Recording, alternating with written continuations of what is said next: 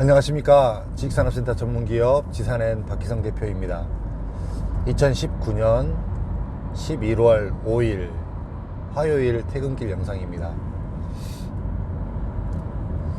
결국 지식산업센터는 잠재적 가치가 얼마만큼 있느냐 없느냐에 따라서 그 지식산업센터가 좋으냐 안 좋으냐가 판가름이 될 것 같아요. 잠재적 가치, 추가로 더 좋아질 가치, 이 가치. 지식산업센터를 개발을 해서요, 가장 큰 이득을, 개발 사업을 해서 가장 큰 이득을 본 곳을 저보고 꼽으라고 하면 저는 원탑으로 문정동을 꼽습니다. 왜 그랬냐면, 이제 문정동 자체 분양가만으로는 사실상 이렇게 수익을 많이 낼 수 있는 구조는 아니었지만, 문정동은 그 위례 신도시가 너무나 이렇게 옆에서 많이 떠들어졌고, 거기에 분양가가 너무 편승했기 때문에 그로 인해서 이 문정지구가 굉장히 많이 이렇게 높은 분양가에 팔아도 리스크가 없는 지역이 돼버렸습니다.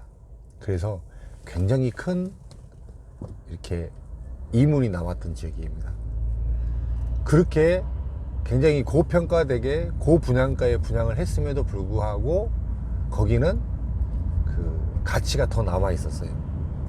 쉽게 얘기하면 그 인프라가 다 마무리가 되고 난 다음에 이제 강남이나 기타 다른 지역에서 넘어오려고 하는 이 수요들이 굉장히 많았습니다. 그래서 그 가치로 인해서 지속적으로 분양가가, 매매 가격이 더 올라가게 되었습니다. 근데 이 부분이 가장 많이 억제되는 곳, 억누르고 있는 곳은 또 단연컨대 가산 디지털 단지입니다. 이곳은 이제 그 산업단지 공단이라는 이 특수한 관리 감독 기관으로 인해서 서울 시내에 더더군다나 이 산업단지의 표본으로서 굉장히 많이 이렇게 이목을 받다 보니까 어떻게 자유롭게 할 수 있는 이런 부분이 아니에요. 그래서 상당히 좀 어렵다, 쉽지 않다, 이렇게 투자자가 들어가기가 쉽지 않다, 이런 인식이 너무나도 강해서 이 산업단지, 서울 가산 디지털 단지가 굉장히 이렇게 그 입지나 이런 부분에 대해서 상대적으로 그 가치를 덜 인정받는 곳이 가산 디지털 단지입니다. 그 다음에 또 그 굉장히 고평가로 팔 수 있었던 지역이 한 군데가 또 어디냐면 마곡입니다. 마곡이 처음에는 이렇게 토지가가, 낙찰가가 100% 조금 더 됐어요. 근데 나중에 이제 마곡이 올라가고 개발이 되고 이제 주변이 시야로 들어오면서부터 토지 낙찰가가 기본 200%가 넘어갔습니다. 그래서 분양가가 뭐 근생 같은 경우는 뭐 4천, 5천, 6천 이 정도까지 갔고요. 오피스도 마찬가지고 모든 오피스텔도 마찬가지고 다 분양이 잘 됐죠. 그래서 이 지식산업센터가 후광이 본 곳이 그 가양역에 있는 그 하나 들어갔던 스카이밸리, 거기 분양가가 사실은 이렇게 1,300, 1,400만 원대까지 갈 정도까지 받아들일 수 있는 시장은 사실은 아니었어요. 사실은 아니었습니다. 근데 이런 이제 그 마곡의 후광으로 이게 자연스럽게 인식이 되어서 분양이 되어지는 이런 현상을 보인 것 같습니다. 지식산업센터를 이렇게 지어서 이렇게 시행을 할 것 같으면 단연컨대 서울 시내에서 사업을 시행하는 것보다 신규 택지개발지구 지식산업센터가 거의 안 들어갔을 초창기 요때쯤 정도에 들어가서 하는 게 가장 돈을 많이 법니다. 이제 이 비교를 왜 해드렸냐면 거의 대부분 이제 분양을 할 당시에 사업 시행자는 이미 최고치의 가격을 가정을 하고 2년 뒤에 건물이 다 올라가는 것까지 가정을 하고 분양 가격을 산정을 합니다. 그러니까 현 시점에서 분양을 하더라도 그 금액이 2년 후 준공될 때가 합당한 금액이 사실은 된다라는 이야기죠. 거의 그렇게 책정을 하거든요. 그렇게 하고도 가치가 남아있는 것, 가치가 남아있을 수 있는 이유는 뭐냐면 그 분양가를 책정할 당시에 너무 경기가 어려워서 높게 책정하지 못했든지, 아니면 그 분양가를 책정할 당시에 이 정도 가치까지 올라갈 거를 시장을 정확히 파악하지 못했든지, 이 둘 중에 하나입니다. 이런 부분으로 인해서 이 잔존 가치가 남아있는 현장을 초이스했을 때, 그 다음에 지속적으로 부동산이 상승기로 갔는데 맨 초창기에 분양을 했을 때는 계속 후속적으로 뒤에 나오는 물량들이 많잖아요. 뒤로 가면 갈수록 신규 택지 개발 지구도 토지를 사려고 하는 사람들이 많지, 처음처럼 이렇게 될까 안 될까 이걸 고민하지 않습니다. 그렇기 때문에 갈수록 토지값이 올라간단 말이에요. 입찰이 심해진단 말이에요. 그러면 갈수록 분양가가 올라갈 수밖에 없죠. 이게 처음에 샀던 사람들은 이걸로 인해서 이제 잔존가치가 자연스럽게 생겨버리는 그런 개념입니다. 심지어 봐보세요. 그 문정동에 그 지식산업센터 지금 가보시면 그 대로변에 있는 지식산업센터 굉장히 좋아 보이시죠? 그 땅이 얼른 안 팔렸어요. 여러분들 아시겠지 모르겠지만 그 SK 그 GL 매크로센터 거기하고 테라타워하고 옆에 붙어있는 원래 그 땅이 원래 맨 처음에 나왔을 때는 땅이 10,000평짜리로 한 필지로 나왔던 땅이에요. 10,000평짜리로. 근데 땅이 너무 크기 때문에 땅이 안 팔리는 거예요. 그래서 자른 겁니다.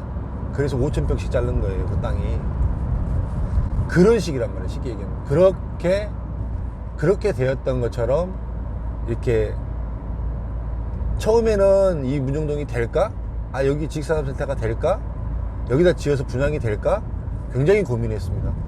맨 처음에 들어갔던 지식산업센터가 문정동에서 현대지식산업센터에 그 중간에 안으로 들어갔던 현대지식산업센터가 맨 먼저 들어갔어요. 이처럼 이제 그 시장에 대해서 전혀 의외의 변수가 생길 수도 있는 것 같아요. 의외의 변수. 쉽게 얘기하면 교통이 뭐 더 좋아진다거나 여기 들어온다거나, 그 다음에 안 그러면 주변에 이렇게 개발 호재가 생긴다거나, 이런 것들로 인해서 이 가치, 잠재적인 가치가 더 있는 지역이 가격은 더 올라갈 것이다. 그 다음에 더 계속적으로 받쳐줄 것이다. 이렇게 보면 되고요. 이런 면에서 봤을 때 결과적으로 압축되어지는 곳이 서울일 수밖에 없는 이유가 뭐냐면, 서울에 지식산업센터를 지을 수 있는 땅은 한정돼 있다라고 분명히 이야기 드렸잖아요. 그렇죠? 준공업지역에 구로, 가산, 영등포, 강서, 송동구밖에 준공업지역이 없어요. 이 준공업지역 토지가 무한정으로 생기는 것도 아니고 그 비율 안에서 움직인단 말이에요. 그러면 갈수록 서울 시내에는 개발할 토지는 부족한 반면에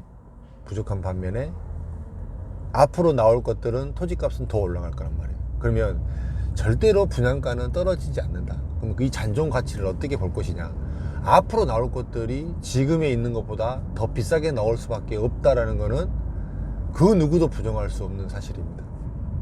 서울 시내에 땅이 부족하기 때문에.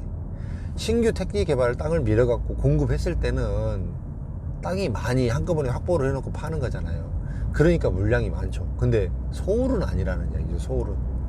이런 맥락으로 이렇게 지식산업센터를 좀 이렇게 보시면, 뭐 결과적으로는 뭐 제가 하는 이야기는 그러면은 뭐 좋은 거 사야 된다라는 결론으로밖에 안 가는 거잖아요. 그렇죠. 더더군다나 이런 시기에는 더 그렇다는 이야기예요.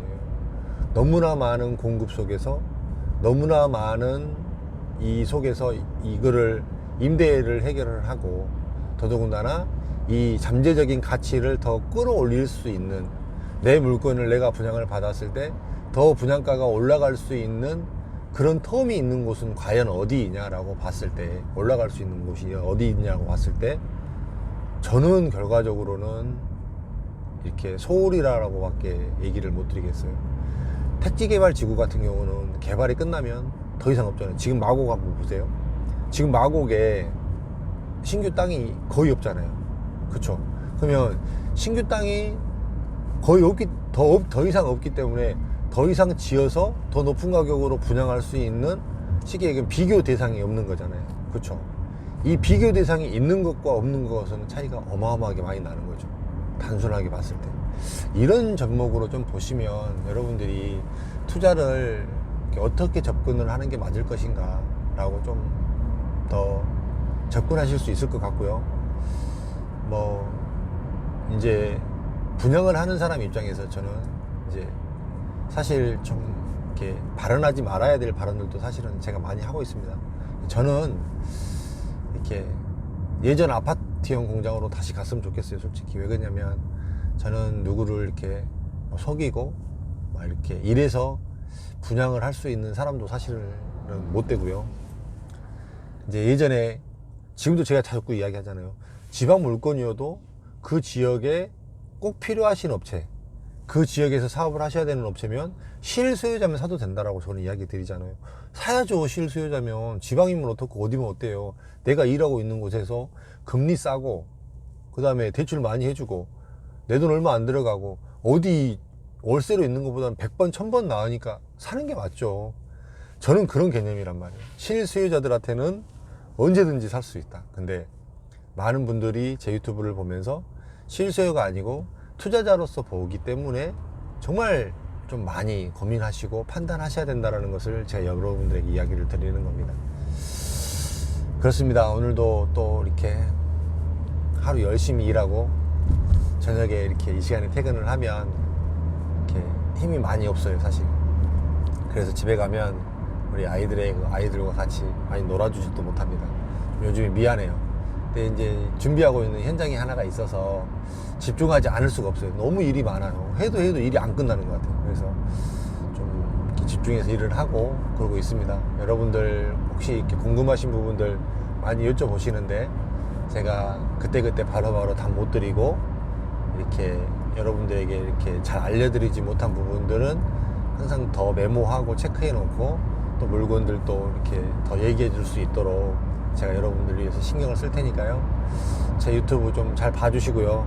또 저에게 응원의 힘을 많이 주세요. 뭐 그래도 한마디라도 제가 차를 타고 가면서 이렇게 이야기를 하니까 한마디라도 여러분들에게 도움이 되고자 이렇게 저도 이렇게 꾸준히 꺼내잖아요. 사실은 뭐 이렇게 그 집에서 살림하는 주부처럼요. 그쵸? 오늘은 뭘 해 먹지? 오늘은 무슨 반찬을 하지? 이런 고민 아마 주부들은 하시잖아요. 오늘은 여러분들에게 무슨 이야기 해줄까? 사실 고민되고 사실 얘기가 많이 중복될 수도 있습니다. 근데 조금이라도 이렇게 이 시장을 계속 제가 이렇게 모니터링을 하는 사람이니까 그나마도 그래서 조금이라도 이렇게 다른 내용이 나올 수 있는 것 같다라는 생각이 좀 듭니다. 여러분들이 중복됐다라는 것은 그만큼 저 사람이, 저 박유성이라는 사람이 저 부분은 중요하게 생각하는 모양이구나 이렇게 이해해 주셨으면 좋겠습니다. 집에 이제 거의 다 와갑니다. 여러분들도 편히 쉬시고요. 내일 아침에 뵙겠습니다. 감사합니다.